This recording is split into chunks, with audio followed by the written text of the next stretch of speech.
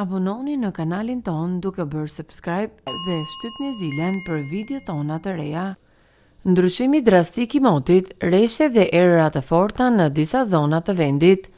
Sipas shërbimit meteorologjik ushtarak, moti do të jetë kryesisht me kthjellime dhe alternime vranësirash mesatare deri të dendura, të cilat do të shfaqen më të theksuar në zonat kodrinore dhe malore të vendit.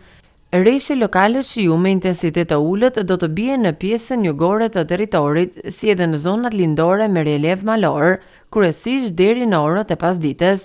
Më pas parashikohet ndërprerje e resheve në të gjithë vendin.